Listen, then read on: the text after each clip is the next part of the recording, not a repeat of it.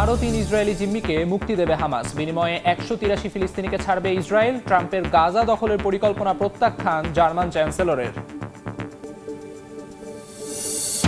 ট্রাম্পের দেয়া নিষেধাজ্ঞার তীব্র নিন্দা ইরানের। আন্তর্জাতিক আইন ও মানদণ্ড বিরোধী বলে আখ্যা। মার্কিন প্রশাসনের সঙ্গে আলোচনায় বসে লাভ নেই, দাবি খামেনির। এবং রেসিডেন্স পারমিট পাওয়া ও নবায়ন করা নিয়ে চরম ভোগান্তিতে পর্তুগাল প্রবাসীরা। অপেক্ষা করতে হচ্ছে 2 বছরের বেশি সময়। দ্রুত পদক্ষেপের আহ্বান।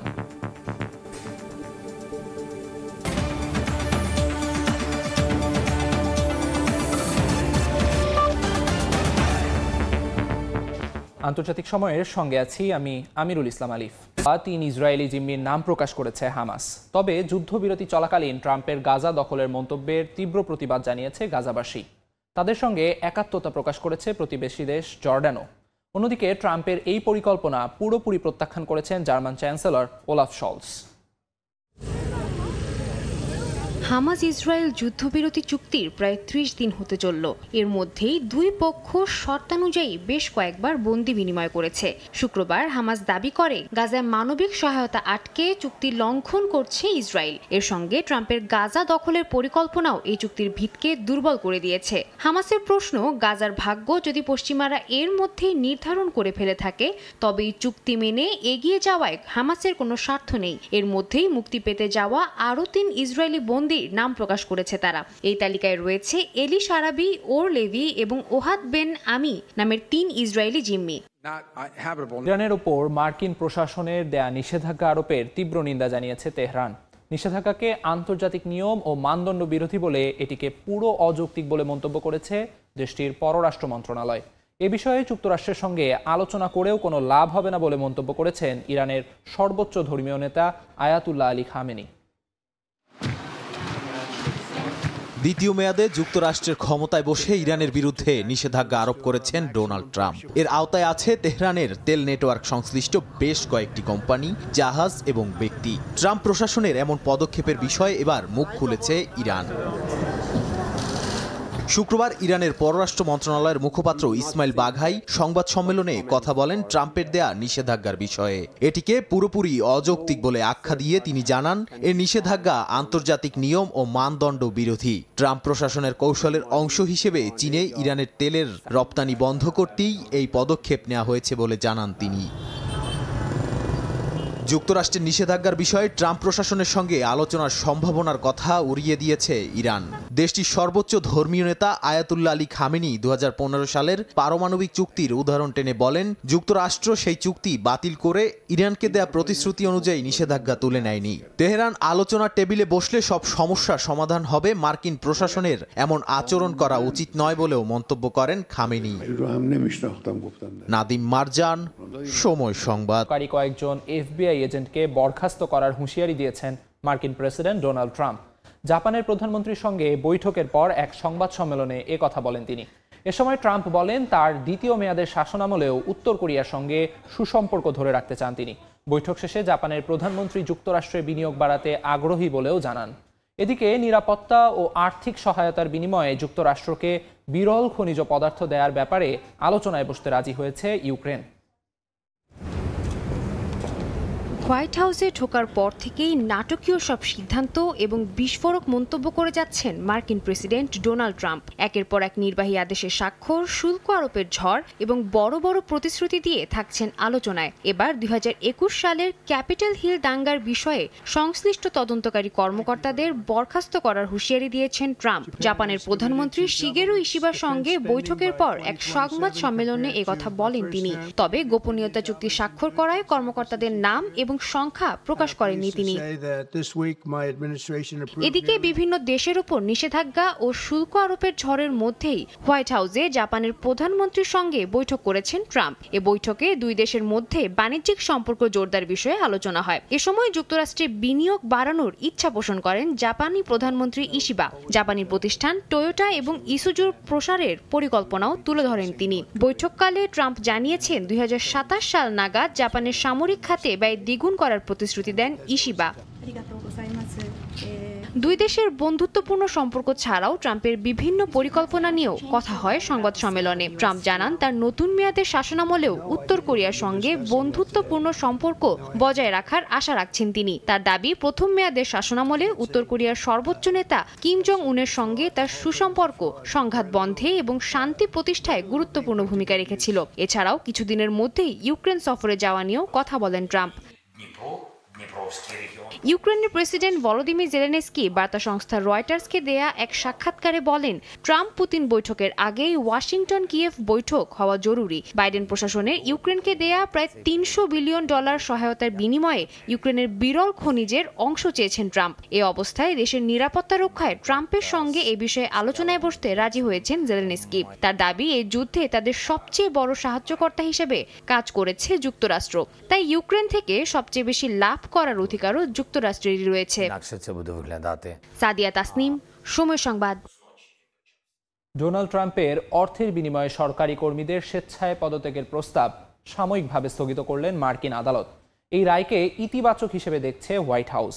রাজনৈতিকভাবে মনোনীত ব্যক্তিদের পদে বসাতে এমন প্রস্তাব এনেছেন ট্রাম্প বলে দাবি করেছে American federation of government employees.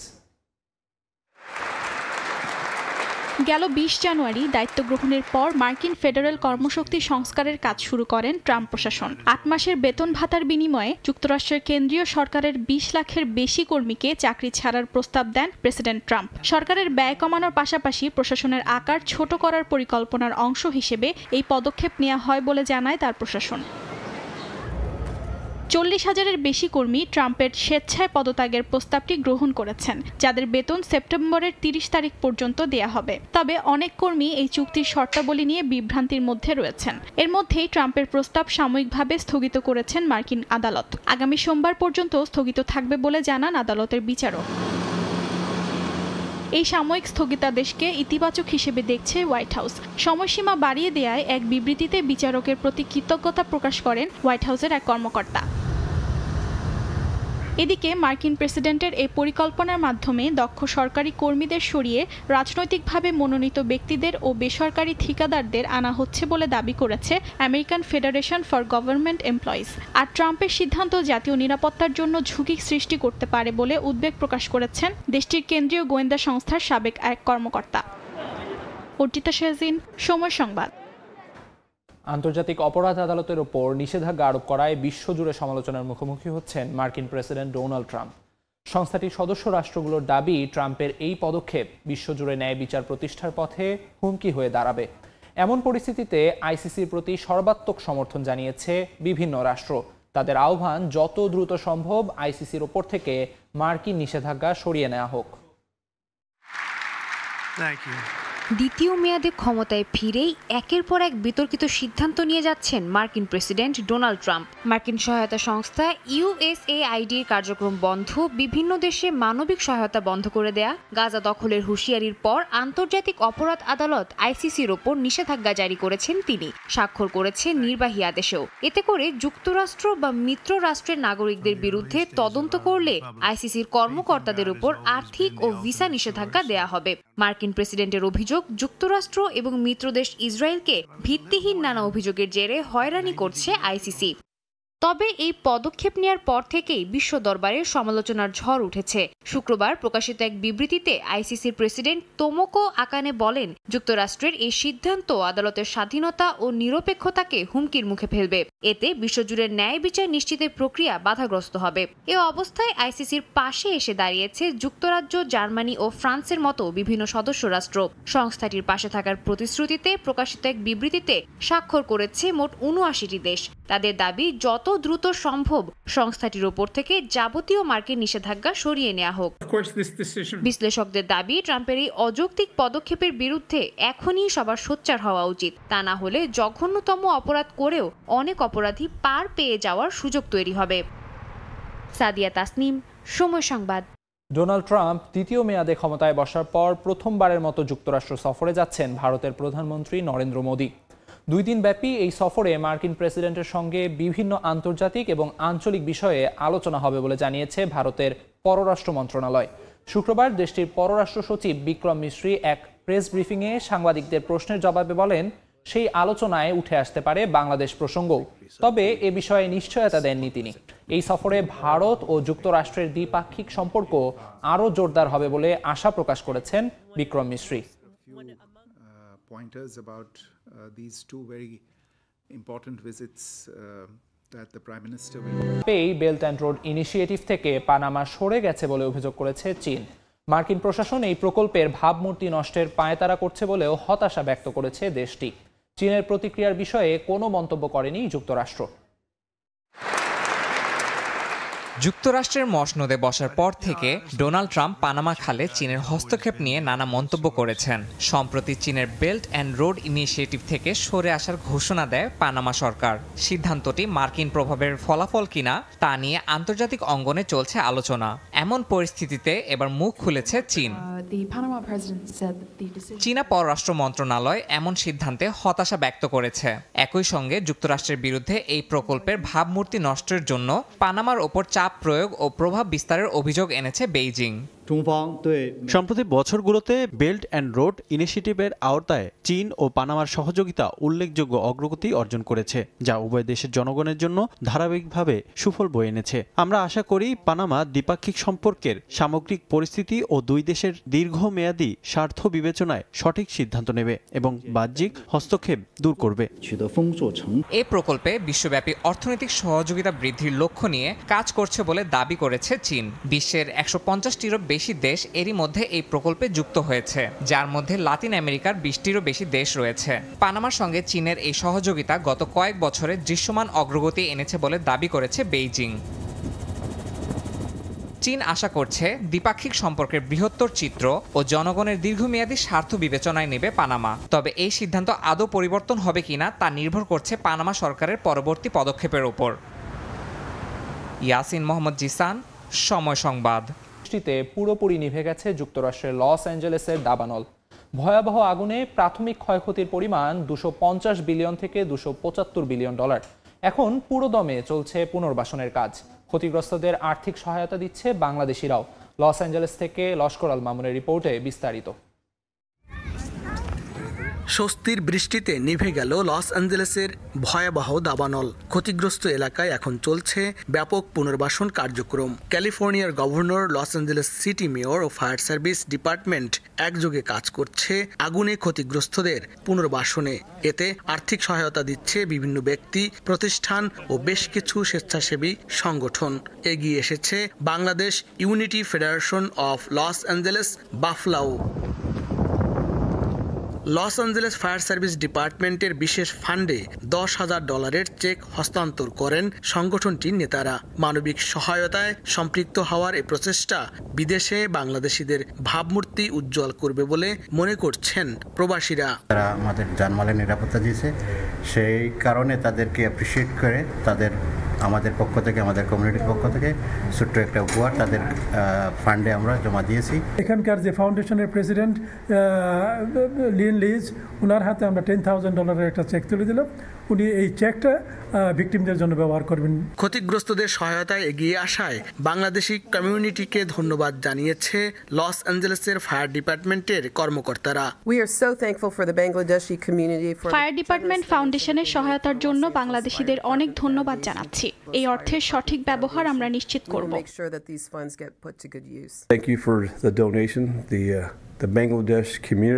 Bangladeshi কমিউনিটিকে অনেক ধন্যবাদ।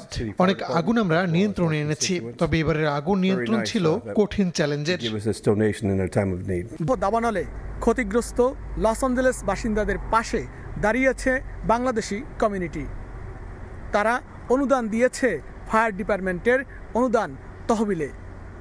এই উদ্যোগ নিঃসন্দেহে প্রশংসনীয়। Laskar Al Mamun, Los Angeles fire department, যুক্তরাষ্ট্র। টানা 2 দিনের তুষারপাতে নাজেহাল দক্ষিণ কোরিয়া। দক্ষিণ পশ্চিমাঞ্চলে প্রায় 15 সেন্টিমিটারেরও বেশি তুষারপাত রেকর্ড করা হয়েছে বলে জানিয়েছে দেশটির আবহাওয়া সংস্থা। বেশ কয়েকটি স্থানে শতাধিক দুর্ঘটনায় আহত হয়েছেন বেশ কয়েকজন।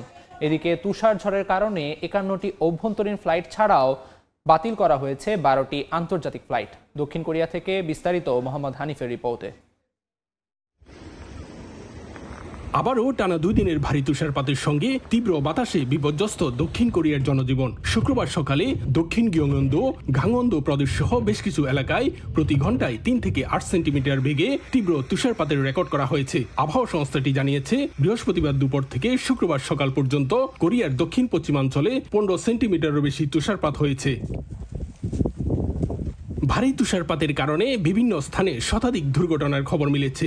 এর মধ্যে উত্তর জেওলা প্রদেশের সানচুন ওয়ানচুন এক্সপ্রেসওয়েতে একসঙ্গে 30টি গাড়ির সংঘর্ষ হয়েছে। এছাড়াও মুয়ান গোয়াংজু এক্সপ্রেসওয়েতে কয়েকটি স্থানে দুর্ঘটনার কবলে পড়েছে বেশ কয়েকটি যানবাহন। এ সময় সৃষ্টি হয় দীর্ঘ যানজটের। বৈরী আবহাওয়ায় ব্যাহত হচ্ছে উদ্ধার কার্যক্রম।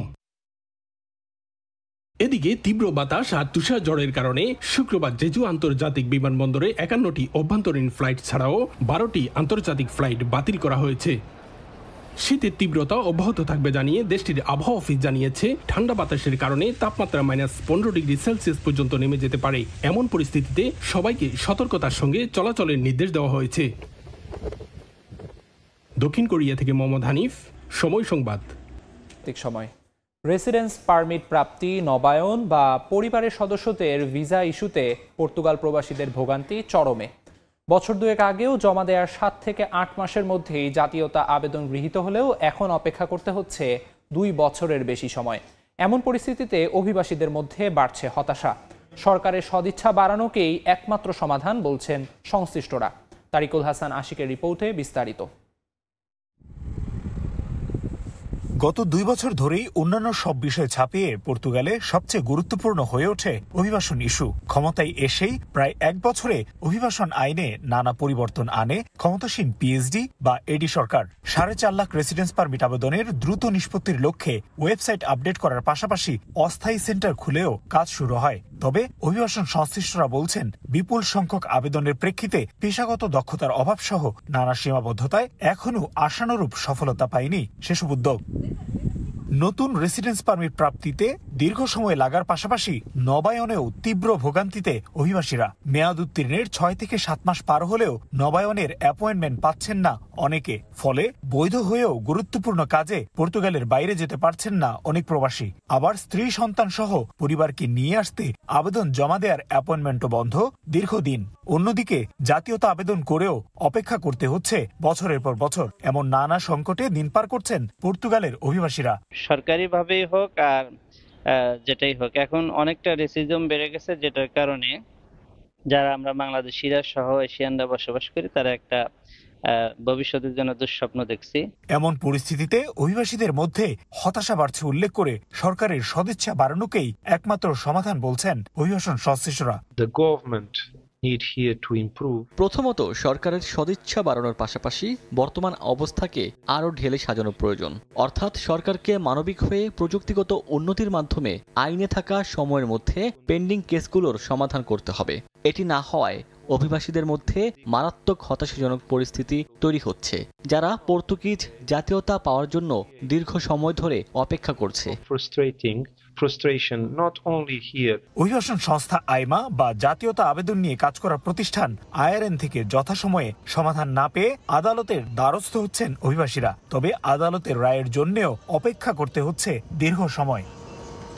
বিভিন্ন প্রতিবেদনের তথ্য বলছে, যথাসময়ে নির্দিষ্ট বিভাগ থেকে সমাধান না পেয়ে আদালতে সমাধান চেয়ে মামলা করা হয়েছে এবং অপেক্ষমান সে মামলার সংখ্যা ছাড়িয়েছে 50,000-এর বেশি, যা বাড়তি চাপ তৈরি করেছে পর্তুগালের আদালতের জন্যও। তাই সেখানেও তৈরি হয়েছে দীর্ঘসূত্রিতা। সহসাই এই সমস্যার সমাধান দেখছেন না সংশ্লিষ্টরা। তারিকুল হাসান আশিক, সময় সংবাদ, লিসবন, পর্তুগাল। যুক্তরাজ্যে আয়োজিত হলো বৃহত্তম খুচরা বাণিজ্য মেলা স্প্রিং ফেয়ারের 75তম আসর। এক ছাদের নিচে একত্রিত হন হোম, গিফট ও ফ্যাশন খাতের প্রস্তুতকারক ও ক্রেতারা। মেলায় প্রদর্শনী করা হয় বাংলাদেশি পণ্য। বার্মিংহাম থেকে বিস্তারিত শোয়েব কবিরের রিপোর্টে। স্প্রিং ফেয়ারের 75তম আসরে পণ্যের পসরা সাজিয়ে রেখেছেন প্রস্তুতকারকেরা। যুক্তরাজ্যের বার্মিংহাম শহরে 4 দিন ব্যাপী এই মেলার আয়োজন করা হয়। এতে অংশ নেন 1,500-এর বেশি প্রস্তুতকারক। লাখ লাখ পণ্যের প্রদর্শনী করা হয়। বিশ্বব্যাপী পরিবেশকদের মিলন মেলায় পরিণত হয়েছিল পুরো আয়োজন। বাদ যায়নি বাংলাদেশি ব্যবসায়ীরাও। হাতের এমব্রয়ডারি, কার্ড, ব্যাজ অনেক কিছু বাংলাদেশ থেকে আনা হয়েছে। এদের গুণগত মান অনেক ভালো। এগুলো মূলত বাংলাদেশের নারীরা তৈরি করেছেন।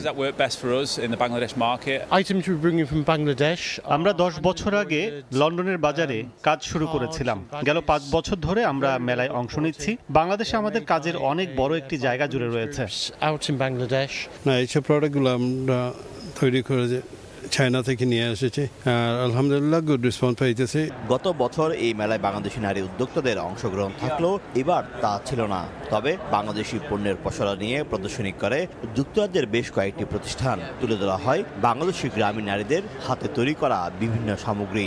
সবচেয়ে ভালো লেগেছে এখানে বাংলাদেশি পণ্য আছে, বাংলাদেশি স্টল আছে, বাংলাদেশি ওনারের, এবং বাংলাদেশ থেকে এমব্রয়ডারি পণ্য এনে এখানে বিক্রির জন্য চেষ্টা করা হচ্ছে। প্রদর্শনীর পাশাপাশি ছিল ব্যবসায়িক বিভিন্ন সেমিনার। পোশাক শিল্প প্রস্তুতকারীদের অংশগ্রহণ ছিল বেশ লক্ষণীয়। প্রতিদিনই ফ্যাশন শো এর আয়োজন ছিল। বাংলায় বসন্ত মেলা হলো এখানে প্রদর্শনীতে ঠাঁই পেয়েছে পুরো বছরের নিত্য প্রয়োজনীয় সামগ্রী। উৎপাদকরা তাদের প্রয়োজনীয় সামগ্রী নিয়ে প্রদর্শনীর মাধ্যমে খুঁজে নিচ্ছেন ক্রেতাদের। শোয়েব কবির, সময় সংবাদ, বার্মিংহাম, যুক্তরাজ্য। দেখছেন আন্তর্জাতিক সময়। রক্তের মতো লাল হয়ে গেছে নদীর পানি। শুনতে অবাক লাগলেও ঘটনাটি ঘটেছে আর্জেন্টিনার রাজধানী Buenos আইরেসের Rio de la Plata নদীতে। অবাক করা এ ঘটনার কারণ জানতে এরই মধ্যে নমুনা সংগ্রহ করেছে কর্তৃপক্ষ। আতঙ্কে রয়েছে বাসিন্দারাও। রহস্যজনকভাবে লাল হয়ে গেছে আর্জেন্টিনার রাজধানী বুয়েনোস আইরেসের রিও ডি লা প্লাটা নদীর পানি। দূর থেকে দেখলে যে কেউ ভাববে পানি নয়, বরং ছুটে চলছে রক্তের প্রবাহ। নদীর পানি এতটাই লাল হয়ে গেছে যে তাতে নামার সাহস পাচ্ছে না কেউ। এতে স্থানীয়দের মধ্যে ছড়াচ্ছে আতঙ্ক। এরই মধ্যে নদী থেকে নমুনা সংগ্রহ করেছে কর্তৃপক্ষ। তাদের ধারণা, পার্শ্ববর্তী কোনো কারখানার রাসায়নিক বর্জ্যের কারণে পাল্টে গেছে পানির রং। সঠিক কারণ জানতে তদন্ত চলছে বলে জানিয়েছে স্থানীয় প্রশাসন। খুব ভোরে বাতাসের তীব্র গন্ধের কারণে আমার ঘুম ভেঙে যায়। একটি বিষাক্ত পদার্থ বাতাসকে দূষিত করে ফেলে। জানালা দিয়ে বাইরে তাকিয়ে দেখলাম নদীর পানি লাল হয়ে গেছে। এমন কিছু আগে কখনো দেখিনি। স্থানীয় গণমাধ্যমের প্রতিবেদনে বলা হয়েছে যে টেক্সটাইলের রঞ্জক পদার্থ ফেলে দেওয়ার কারণে অথবা কাছের কোনো ডিপো থেকে রাসায়নিক বর্জ্যের কারণে এই রংটি হতে পারে। বাসিন্দাদের দাবি, অনেক কোম্পানি নদীতে বিষাক্ত বর্জ্য ফেলে, যা রাজধানীর কেন্দ্র থেকে প্রায় 10 কিলোমিটার দূরে চামড়া প্রক্রিয়াকরণ এবং টেক্সটাইল কারখানা থেকে নিঃসৃত হয়। মৌসুমীর সাথী, সময় সংবাদ।